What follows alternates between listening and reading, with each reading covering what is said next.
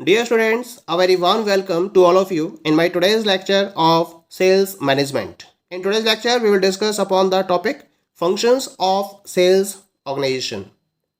यानी कि आज के टॉपिक में हम सेल्स ऑर्गेनाइजेशन के डिफरेंट फंक्शंस को डिस्कस करेंगे। सेल्स ऑर्गेनाइजेशन के रेफरेंस में इसके द्वारा परफॉर्म किए जाने वाले फंक्शंस को हम मेनली 3 कैटेगरीज में क्लासिफाई कर सकते हैं। The very first one is the planning functions, second one is the administrative functions, and third one is the executive functions. Under planning functions we will discuss sales forecasting, sales budgeting and selling policy. In administrative functions we will discuss selecting salesmen, training salesmen, control of salesmen and remuneration of salesmen.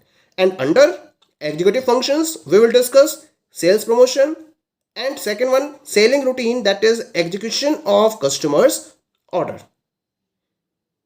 So these are the functions of sales organization which will be discussed in this particular lecture. First of all we will come on the planning functions. Planning functions में हम सबसे पहले बात करेंगे sales forecasting की, यानी कि sales organisation के द्वारा अपने डिफरेंट टाइप के एक्टिविटीज़ को प्रॉपरली प्लान किया जाता है और उस प्लानिंग के रेफरेंस में डिफरेंट टाइप के फंक्शंस को परफॉर्म किया जाता है, जिसमें सबसे पहला फंक्शन परफॉर्म किया जाता है जिसे हम नाम देते हैं सेल्स फोरकास्टिंग का। क्या मतलब होता है सेल्स फोरकास्टिंग का? The sales forecasting is a prediction of expected sales for a specified period. It is an estimate of sales in rupees और units for a specified future period. In other words, it is a basic tool for anticipating the nature of future sales or sales prediction. तो forecasting से ही clear हो रहा है कि future में जब हम किसी इवेंट को प्रेडिक्ट करते हैं, फ्यूचर में अकर होने वाली, फ्यूचर में इनकर होने वाली इवेंट को, तो हम उसको फोरकास्ट का नाम देते हैं। और जब यही प्रेडिक्शन सेल्स के रिगार्डिंग फॉलो किया जाता है तो हम इसको नाम देते हैं सेल्स फोरकास्टिंग का। यानी कि एक पर्टिकुलर स्पेसिफाइड टाइम पीरियड को ध्यान में रखते हुए जब एक्सपेक्टेड सेल को प्रेडिक्ट किया जाता है तो हम इसको सेल्स फोरकास्टिंग का नाम देते हैं। This is the very important function that is perform by the sales organisation, क्योंकि फ्यूचर के रिगार्डिंग इसको सेल्स के रिगार्डिंग प्लानिंग करनी है, तो इसे यह पता होना चाहिए कि फ्यूचर में इसके प्रोडक्ट की कितनी सेल्स होने वाली है और इसके पॉइंट ऑफ व्यू से ही सेल्स फोरकास्टिंग को फोकस किया जाता है। रुपीस के या फिर यूनिट्स के टर्म्स में एक स्पेसिफाइड फ्यूचर पीरियड को ध्यान में रखते हुए सेल्स को एस्टिमेट किया जाता है अंडर सेल्स फोरकास्टिंग। एक तरीके से फ्यूचर सेल के नेचर को एंटिसिपेट करने के लिए ये एक बेसिक टूल की तरह वर्कआउट करता है। सेल्स प्रेडिक्शन के रिगार्डिंग ये एक बेसिक टूल की तरह वर्कआउट करता है। अमेरिकन मार्केटिंग एसोसिएशन ने इसकी एक प्रॉपर डेफिनेशन दी है। क्या है sales forecasting according to American marketing association? Forecasting is an attempt of estimates of sales in dollars or physical units for a specified future period under a proposed marketing plan or program and under an assumed set of economic and other forces outside the unit for which the forecast is made. The forecast may be for a specified item of merchandise or for an entire line. तो American marketing association के according sales forecasting का मतलब होता है dollars या फिर physical unit में specified future period के लिए सेल्स को एस्टिमेट करना, और यह सब एक प्रपोज्ड मार्केटिंग प्लान या प्रोग्राम के बेसिस पर फॉलो किया जाता है और इसके अंदर इकोनॉमिक और अदर फोर्सेस के प्रॉपर सेट्स को एज्यूम किया जाता है जो ऑर्गेनाइजेशन से आउटसाइड लाई करते हैं और जिनको ध्यान में रखते हुए फोरकास्ट को फॉलो किया जाता है। ये जो फोरकास्ट होती है ये स्पेसिफाइड आइटम के लिए भी हो सकती है या फिर कंप्लीट लाइन के पॉइंट ऑफ व्यू से भी इस फोरकास्ट को फोकस किया जा सकता है। कुल मिला के सेल्स के रिगार्डिंग जब आप फ्यूचर में प्रेडिक्शन को फोकस करते हो तो हम इसे सेल्स फोरकास्टिंग का नाम देते हैं। फोरकास्टिंग को करने के लिए सेल्स ऑर्गेनाइजेशन के द्वारा डिफरेंट टाइप की अप्रोचेस को फोकस किया जाता है। इन अप्रोचेस को हम दो पर्टिकुलर पार्ट्स में क्लासिफाई करते हैं. One is known as the qualitative methods and second one is known as the quantitative methods. जब हम क्वालिटेटिव मेथड्स की बात करते हैं तो इसके अंदर डिफरेंट टेक्निक्स इन्वॉल्व होती हैं, जैसे कि experts opinion method, survey of buyers expectations, sales force composite, और भी टेक्निक्स आती हैं इसके अंदर. डेल्फी टेक्निक है जैसे, जिनका यूज करके सेल्स को प्रॉपर्ली फोरकास्ट किया जा सकता है. और इसी के साथ साथ कुछ पर्टिकुलर क्वांटिटेटिव मेथड्स, या जिन्हें हम स्टैटिस्टिकल मेथड्स के अंडर में भी कैटेगराइज करते हैं, इनको भी यूज किया जाता है. और डिफरेंट क्वांटिटेटिव मेथड्स जैसे कि test marketing, native method, trend method, moving average, regression analysis, और भी बहुत सारी टेक्निक्स हैं जो क्वांटिटेटिव मेथड्स के अंडर में काउंट होती हैं, जिनके बेसिस पर प्रॉपर्ली सेल्स को फोरकास्ट किया जा सकता है. So this is the very important function that is perform by the sales organisation under its planning function. Clear? Now we come to the second planning function and this is popularly known as the sales budgeting. Budgeting यानी कि आपको कुल मिला के अपने revenue और expenditure के regarding statement तैयार करना होता है, तो इसको हम बजट का नाम देते हैं. यानी कि एक पर्टिकुलर टाइम पीरियड के लिए, एक फ्यूचरिस्टिक टाइम पीरियड के पॉइंट ऑफ व्यू से जब आप प्रेजेंट में सेल्स को ध्यान में रखते हुए रेवेन्यू और एक्सपेंडिचर का एक स्टेटमेंट प्रिपेयर करते हो, तो इसको हम सेल्स बजट का नाम देते हैं. The sales force budget is the amount of money available और assigned for a definite period, usually 1 year. और एक साल के लिए इस सेल्स फोर्स बजट को डिजाइन किया जाता है, और इसमें जो टोटल मनी अवेलेबल है या जो असाइंड है उसको प्रॉपर्ली कैलकुलेट किया जाता है. सेल्स बजटिंग बेस्ड होती है एक्सपेंडिचर के एस्टिमेशन पर उस पर्टिकुलर टाइम पीरियड में, और बजट के लिए जो प्रपोज्ड फाइनेंस है उस पर. तो दो फैक्टर्स कंसीडर होते हैं इसके अंदर. एक तो जो एक्सपेंडिचर किए जाने हैं उसका एस्टिमेट लिया जाता है, और उसके साथ साथ उस बजट के लिए कितना फाइनेंस अवेलेबल कराया जाएगा उसको भी स्टेटमेंट के फॉर्म में अवेलेबल कराया जाता है, जिसे हम सेल्स बजट का नाम देते हैं. And this is the function which is perform by the sales organisation.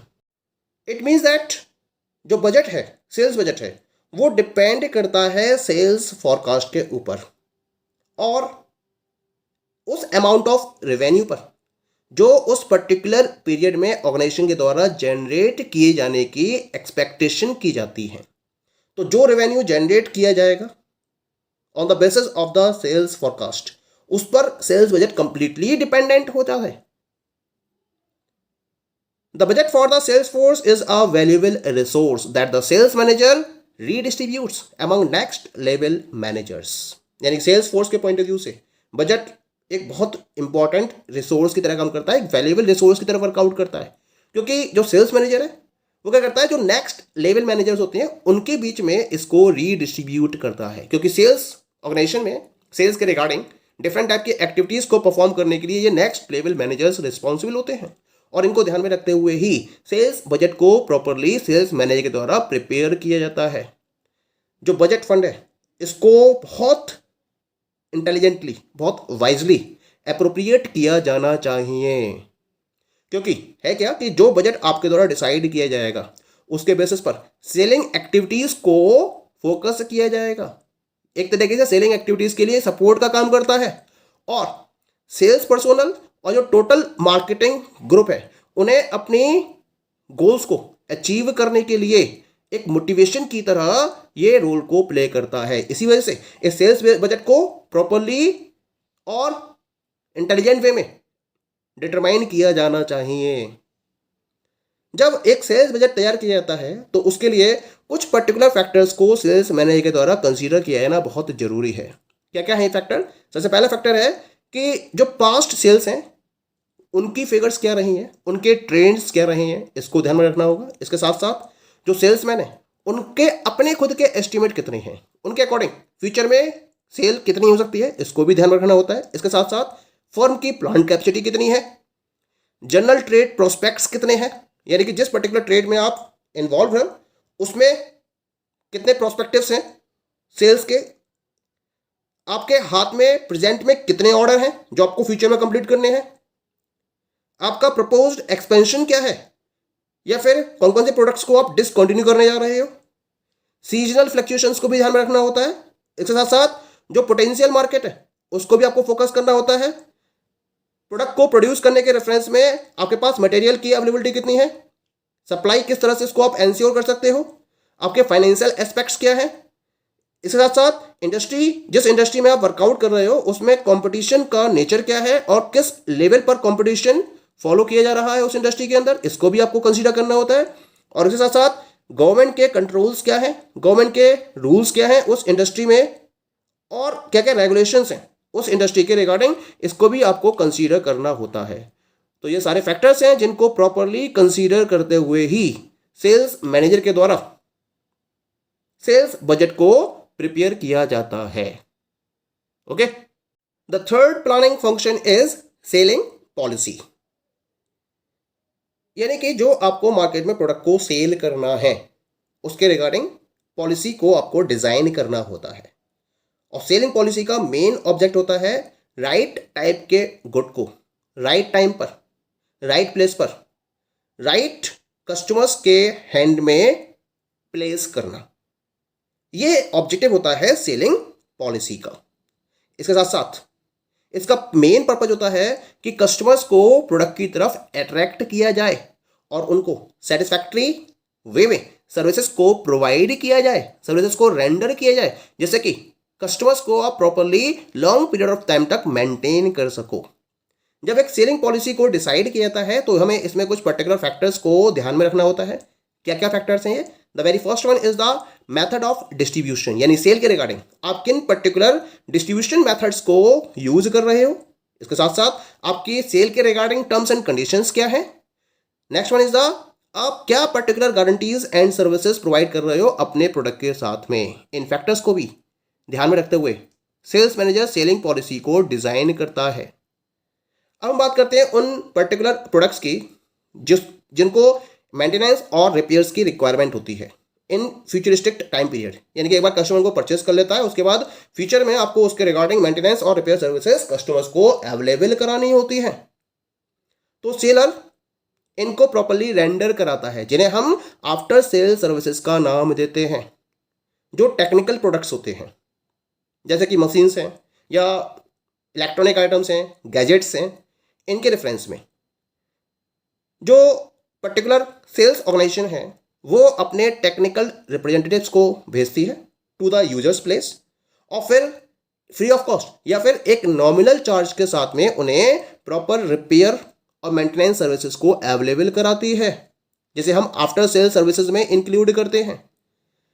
हालांकि जो फ्री सर्विसेज होती हैं वो गारंटी पीरियड के दौरान ही रेंडर की जाती हैं, लेकिन गारंटी पीरियड के बाद भी ऑर्गेनाइजेशन को एफर्ट करने चाहिए कि अगर सर्विसेज प्रोवाइड करनी पड़ती है मेंटेनेंस के रिगार्डिंग तो उसको मिनिमल चार्जेस के साथ में ही अवेलेबल कराया जाए, जिससे कि कस्टमर का सेटिस्फैक्शन हाईएस्ट लेवल तक पहुंच सके। क्योंकि जो आफ्टर सेल सर्विसेज पॉलिसी है वो एक तरीके से बहुत स्ट्रॉन्ग सेलिंग पॉइंट होता है अगर आपको अपने इंडस्ट्रियल या फिर ड्यूरेबल गुड्स की सेल को पुशअप करना होता है।